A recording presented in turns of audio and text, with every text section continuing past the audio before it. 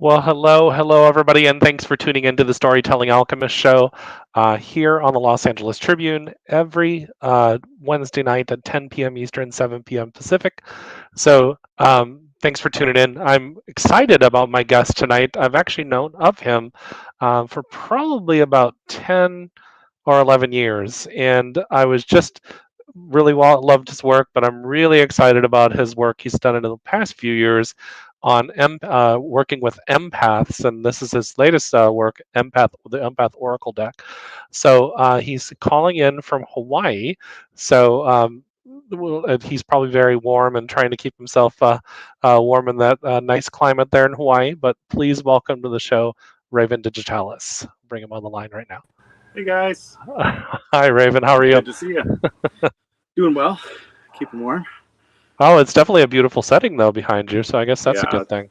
that's a gorgeous day here. So, what Gorgeous part of day. Just Hawaii? What part of Hawaii for are you in? Montana boy, it's a little tough sometimes, but it's amazing. So, what part of Hawaii are you in? What island? Kauai, Okay, northernmost. I was Mhm. in Maui at Christmas time. It was great last Oh year. yeah, So Melikalikimaka. there you go. I Mhm. They tried to get me to say that. I was like, nope, not gonna happen. No, But I appreciate. So, couple questions. So you went from, I'm going to mess this up a little bit. You've changed genres a little bit. You were more goth magic. Am I saying that correct? sure. Into You've gone more. I think you've blended your worlds, more Buddhist, and now you're working on empath, working with empaths. Well, Like, I've just created and completed my Empaths trilogy on Llewellyn, which is super exciting. And of course, my first book was called Gothcraft, The Magical Side of Dark Culture. And after that, I went to Shadow Magic Compendium, keeping in the kind of dark theme. And I'm very happy that Shadow Magic Compendium is getting reprinted in autumn under a new publisher, and it's revised and expanded. It's called The Witch's Shadow Magic Compendium. And just a few days ago, pre orders for the limited edition hardback are available through Crossed Crow Press. But my Empath trilogy is with Llewellyn. yeah, very cool. Well, I love it because one of the things that most people don't realize is there a difference between being an empath and being a psychic, so to speak? And what if there are? What are those differences? Yeah, there are similarities and differences. So I like to refer to empathy as emotional psychicism. And everybody in the world has a degree of psychicism, empathy, mediumship ability, every power or ability you can think of metaphysically. We all have to different degrees. And those who have very high degrees of empathy can be termed empaths. And that's all it is. It's a title, but it's a comforting title too. It's Yeah, there's a lot of solace, I think, in having a term to refer to one's own experiences. And do forgive the traffic in the background. There's some big project going on up the way near the Hindu monastery. So oh, that's all good. yeah, I think that the viewers will just enjoy the view and the content, so it won't matter. excellent. So I love this work, and there's reason being is because years ago I wish this would have been out when I was about 20 or 21 years old, and I was just telling somebody earlier in an interview, yeah, I used to go into mosh pits and stuff like that, and I would get these panic attacks, and not because I was in the mosh pit, but because I was having fun with that, but I feel like somebody was grabbing my neck, and just like that, all that anxiety. And so if I would have known that I was an empath when I was 21, I might not have gone to those Lords of Acid concerts. And Oh, that's fun. So much bondage. Oh, yes. that's a whole other show. But I Sounds mean, like fun. now this work is coming out, and there's very few people teaching anything about being an empath. And Uh-huh. It's true, and the work does seem to be growing, though, in many different fields, from psychology to parapsychology to metaphysics. yeah, And empathy is biological, too. And that's why we see it being studied more in physical science, biological sciences, because it's part of who we are as a species. And evolutionarily, if we didn't have empathy, how could we get anywhere? We have to bond with each other, have to understand each other's plights and feelings and emotions, and work together to build and create and sustain community from there. Yeah. Yeah, absolutely. So I'm just pulling up the cards here. So what is the difference between well, this is an oracle deck, but for the viewers, what's the difference between an oracle deck and a tarot deck? Oh, I don't know how Well, that happened. What's the we difference glitched. between The spirits want no one to know the difference. There you go. Uh, well, tarot decks have traditionally 78 cards, and the origin of the tarot are very obscured in time, somewhere between Egypt and France and Italy, I think. Who knows? But whatever the case, they have very specific alignments. Tarot cards are very specific and precise. So ideally, each deck has a number of major arcana, and then the minor arcana with the four suits, which is where we get the four suits of the playing cards from. But oracle decks are different because it doesn't matter how many cards they have. They have much more unlimited potential, and they're much more interpretive. I like to think of tarot as much more exact and precise and even scientific. And the deck that I do professional readings with is the Thoth deck, created by Aleister Crowley and painted by Lady Frida Harris around 1900. And that is a very, very precise deck, and it doesn't mess around. It tells you exactly what's going on if one can interpret it correctly. And that's why tarot is such a tarot readings I've found are such a collaborative thing, collaborative project. You work with the reader to really get to the root of things. And with oracle decks, you can have as many cards as you'd like, whatever spirit guides. And for the Empath's Oracle, it was 40 cards, and each one just precisely encompasses what I think empaths need to know.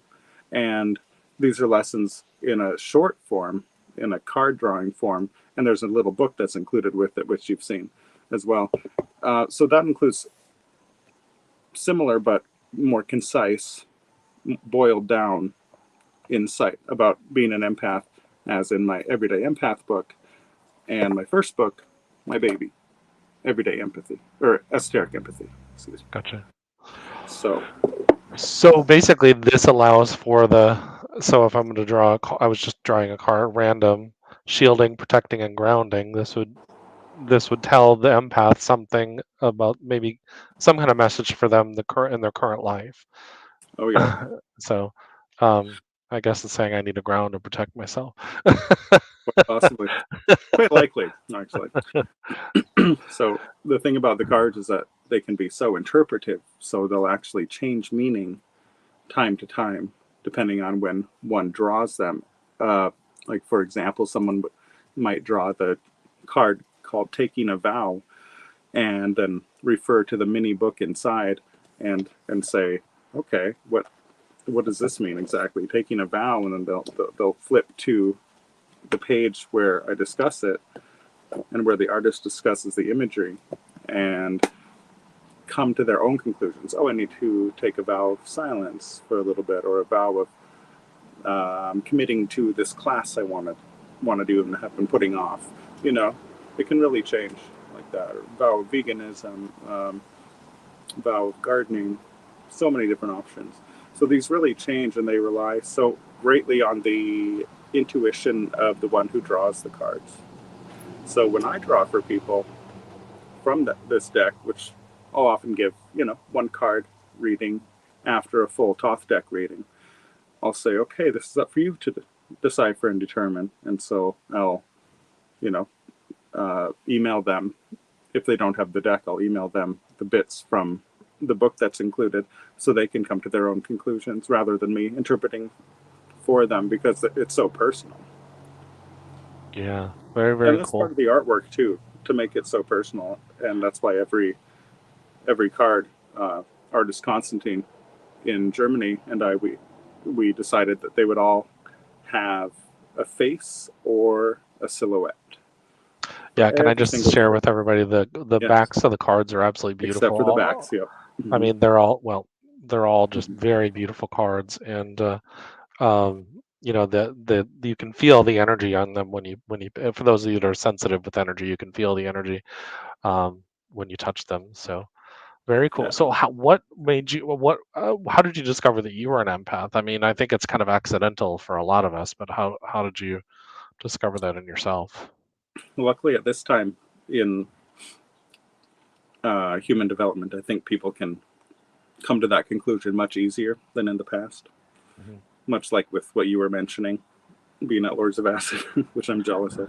And but for me, I had a few wonderful spiritual teachers and guides, in my teens and 20s, and so I remember this one time, and I talk about it actually in my esoteric empathy book, because in this book I have an empathic anecdote that opens up each chapter. And the first anecdote, I discuss how I discovered I was an empath. So what happened is I just had a breakdown in high school. There was no reason behind it that I could see. I was fine. Life was pretty much fine. Uh, I wasn't stoned, which is rare at that time. Um, but yeah, just it was just crazy. I was like, where am I getting all this energy from? What is this? And I just like near breakdown, and I just cut class, which, you know, I've been a good boy, and I don't tend to cut class, so that was rare. And so I cut class, just walked down the street to a spiritual teacher's house, thank goodness, and she said, "Oh, honey, you're an empath." I'm like, "What?" Never heard that term before. So it was very mind opening to and eye opening to start to learn about that. And I knew that when it came to writing, that I should write about other things first, so that I could more fully get a grasp on what it means to be an empath and teach people better that way. So that's why it took a while in my writing career to get to that stage in particular. Very cool. Yeah, so mine was a Polish woman with a very thick Polish accent that said, "You're an empath, darling." Mm-hmm. Perfect. Perfect. It's always something like that. So, a little off subject, what made you go from Missoula, Montana, to Hawaii? Is that a permanent uh, move? bur- Yeah. it was burnout, really. Yeah, burnout with the temple that I helped operate for 18 years. And as wonderful as it was, their burnout was a real thing. And then I was also having burnout with the group home I was working in, Okay. with 6 developmentally disabled adult males. And I had done that for 12 years after graduating college. So it was just time. And the universe very, very clearly said, this is exactly where you have to go and exactly when you have to go. And everything aligned down to miraculously finding affordable housing. And, the price of my vehicle in Montana sold for the same price as one I was able to find on Craigslist, which was crazy. And I just followed the signs, went for it, and made the leap, which is huge. I had never moved away from Montana before, being born and raised there. And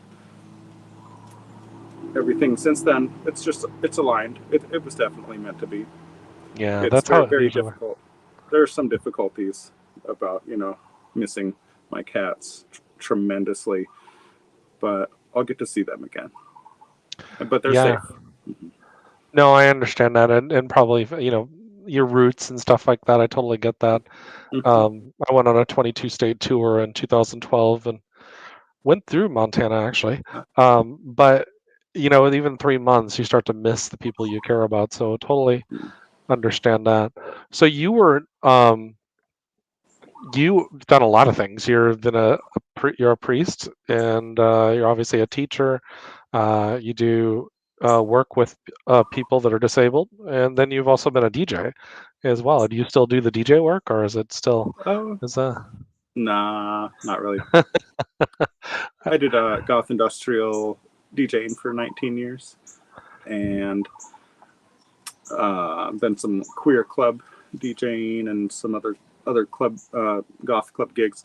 But no, I think those days are behind me, at least for now. But maybe I'll pick it up at some I point was, again.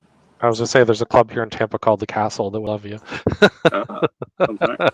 So looking at this is just kind of thinking about what's the direction beyond this, beyond the Oracle deck and the trilogy that you've done. Are you planning on doing a tour with your work or? Yeah, September I start my tour. So I'll be going to, in order, let's see, Tacoma, Seattle, Minneapolis, Oh, very cool. Chicago, and Montana. So you'll be in my home city, Minneapolis. Yeah, But lovely I place. don't miss the cold. Yeah, Just pulling right. up one of the comments on the social media. And so my daughter just had a baby girl at June 30th, Cancer Sun, Cancer Moon with a Sagittarius rising. Interesting. And keeps teasing that she's a sensitive. And I told her she's going to be a powerful empath. Probably. It's quite possible.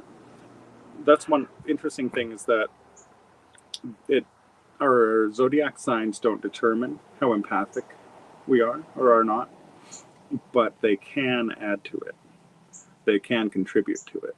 I personally think it's more of a soul thing. It depends on the soul, the spirit cycle of the person, the individual, and the zodiac chart can fine tune those levels of empathy or psychicism, but they don't create it per se. But they can synchronize to some degree.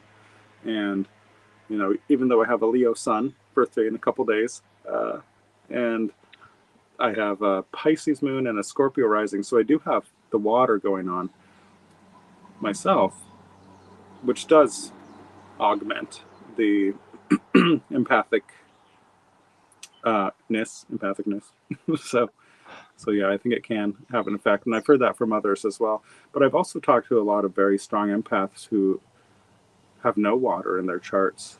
So I don't think it's dependent, but it can have an effect. Yeah, it makes. I want to go back to a statement you made because that was very interesting and it makes a lot of sense. Is that it's more maybe past life, and I was just thinking about a soul that's maybe lived in situations where they've either not been very compassionate or they had experiences where they were hurt or very sick in that lifetime. The empathy probably transfers over into this lifetime and allows for them to, on an emotional level, be very empathetic with other people, but also be able to sense their emotions. It may be something that they bring out. I like that idea. Most That definitely. maybe so. Um, yeah, there's just so much to that. That's a subject we could probably talk about Oh yeah. for a long, long time. But we probably should bring in, what is it, Brian Wise and with the guy Newton. I can't remember his the Destiny of Souls. It's Uh, studying all the yeah. past lives and stuff like that. But I Fascinating. mean, it's uh, it's definitely a subject that I really enjoy. I think it's super fascinating. One of the things that my show is really all about is helping people with tools that will help them in the world and overcoming their story. So you've had some, they say we're reborn and we change direction, or we're going down the perfect path. Obviously the journey has gotten there, but sometimes it looks like we change different paths, but really we're not. But we overcome opposition, so it feels like you've actually overcome a lot of opposition in your life, and Oh yeah. In and different forms. I think we all have. yeah. And that takes a lot of self confidence and self assurance. And one of the big things about empathy is realizing that it's not a curse, it's a gift. High levels of empathy, that is.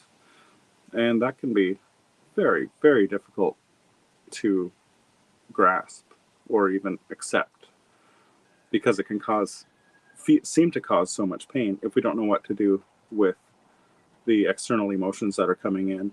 And so that's why I try to help people learn how to conduct a lot of those emotions, which is not to say that I'm perfect at it, because I am not, but at least can provide some skills and tips and tricks and learn from others along the way. Yeah, I think it's we just share our truth, right? And then Mhm. if it resonates with somebody, then they take that truth and bring it into their own Yeah. and stuff. So, what are some of the things that you would do for as an empath to protect yourself or overcome some of the things like I was talking about being in a concert um, and stuff like that? What are some of the things that the empath out there that can actually do? Well, we exist mind, body, and spirit. So there are things we can do on all these different levels. And what works for one person might not work as well for another. So it really depends. So on a physical level, there's meditation, calming, physiologically calming the brain.